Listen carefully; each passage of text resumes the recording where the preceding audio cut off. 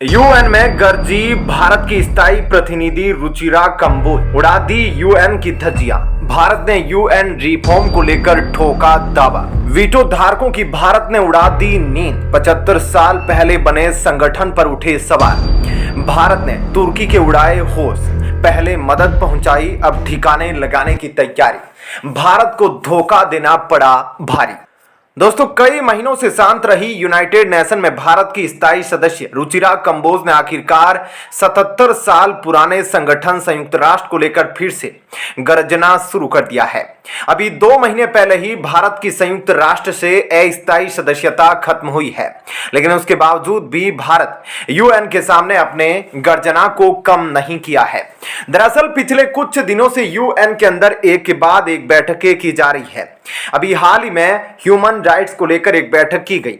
इस बैठक के दौरान कश्मीर के मुद्दे को लेकर पाकिस्तान और तुर्की ने भारत को घेरने की कोशिश की, लेकिन भारत की ओर से भारत का पक्ष रख रही स्थायी प्रतिनिधि रुचिरा कंबोज ने दोनों देशों के प्रतिनिधियों की बोलती बंद कर दी थी। और उसी दौरान रुचिरा कंबोज ने यूनाइटेड नेशन के रिफॉर्म को लेकर भी स्थायी देशों को जमकर लताड़ा। रुचिरा कंबोज ने जब तुर्की और पाकिस्तान को ठिकाने लगाने के बाद यूनाइटेड नेशन रिफॉर्म को लेकर स्टेटमेंट देना शुरू किया तो पूरे काउंसिल में खलबली मच गई। दरअसल भारत का इतिहास रहा है हमेशा गलत को गलत और सही को सही कहा है।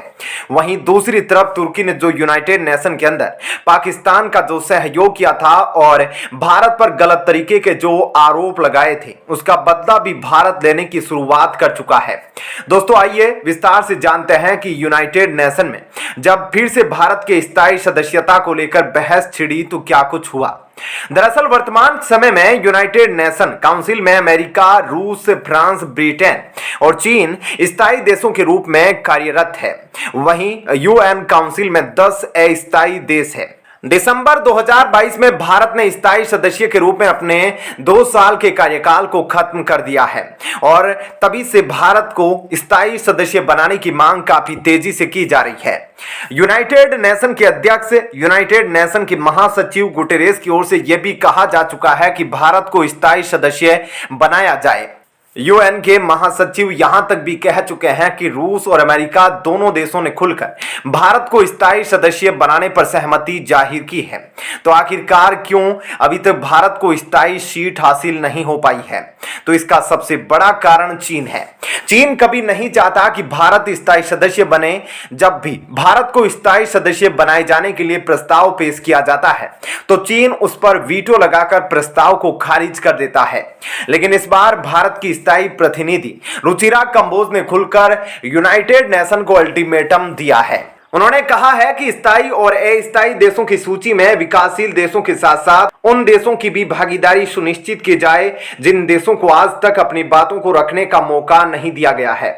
रुचिरा ने अपने आगे के बयान में कहा कि यूनाइटेड नेशन का रिफॉर्म ही मात्र एक वो रास्ता है जिसके जरिए यूएन को डिसीजन मेकिंग बनाया जा सकता है।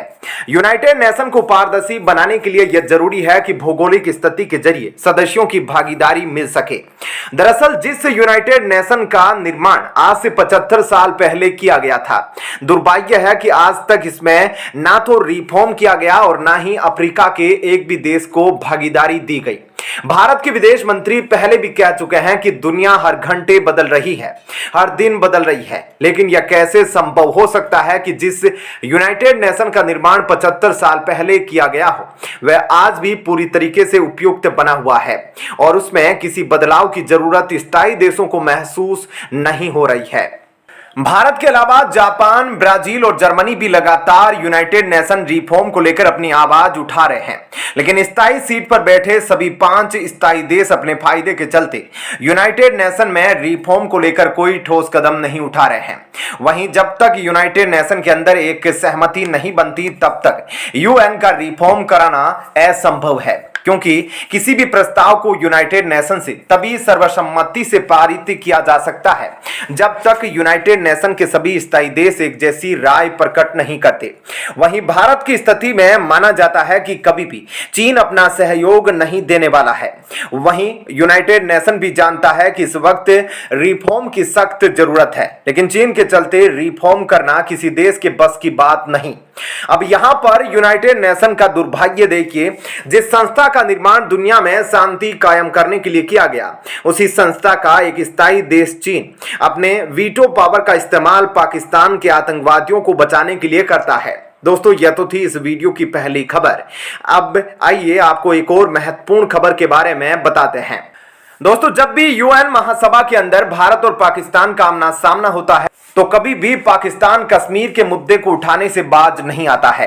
अभी तक देखा जाए तो कश्मीर के मुद्दे पर यूएन के अंदर तुर्की और चीन खुलकर पाकिस्तान का साथ देते आए हैं।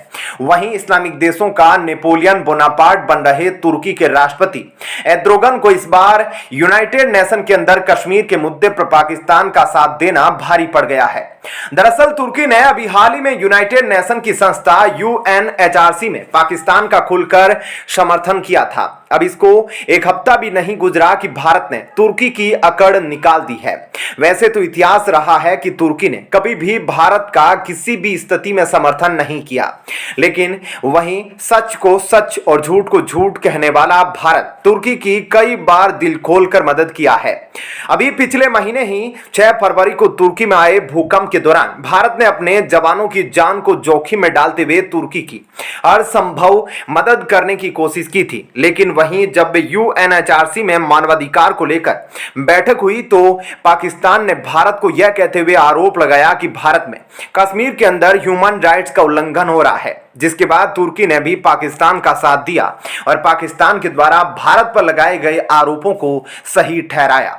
तुर्की शायद भूल गया था कि भारत एक ऐसा देश है जो जितनी ईमानदारी से दोस्ती को निभाता है उतनी ही ईमानदारी से दुश्मनी को भी। अब इसी को लेकर भारत ने तुर्की को उसकी औकात याद दिला दी है। दरअसल तुर्की में आए भूकंप के बाद लगातार भारत से कुछ ना कुछ तुर्की को मदद पहुंचाने का सिलसिला जारी है और अब इसी बीच तुर्की ने भारत से कई महत्वपूर्ण लाइफ सेविंग मेडिसिन की मांग की थी, जिस पर भारत ने पहले सहमति जताई थी और तुर्की को सप्लाई करने को तैयार हो गया था। लेकिन जैसे ही तुर्की ने अपने रंग को बदला, भारत ने भी तुर्की को औकात याद दिलाते हुए लाइफ सेविंग मेडिसिन ना देने का फैसला कर लिया और साथ ही तुर्की के भारत में मौजूद एम्बेसी को अभी तक कोई जवाब नहीं दिया है कि कब तक भारत तुर्की को इन लाइफ सेविंग मेडिसिन का एक्सपोर्ट करेगा। तुर्की को यह बात तो समझ आ चुकी है कि अगर वह पाकिस्तान का सहयोग करता रहा तो भारत फिर से तुर्की जाने वाले एक्सपोर्ट को बंद कर देगा। वहीं भारत के साथ जो देश जितना ईमानदार होता है उतनी ही उसकी मदद करता है। अफगानिस्तान में भले ही तालिबान का शासन हो, लेकिन तालिबान भारत से ईमानदारी से पेश आता है, इसलिए लगातार भारत से अफगानिस्तान को मदद पहुंचाए जाने का सिलसिला जारी है। बहरहाल दोस्तों, भारत के द्वारा तुर्की को मेडिसिन ना दिए जाने के फैसले पर आप क्या कुछ कहना चाहेंगे कमेंट सेक्शन में जरूर बताएं और साथ ही वीडियो पसंद आई हो तो वीडियो को लाइक और चैनल को सब्सक्राइब जरूर कीजिएगा।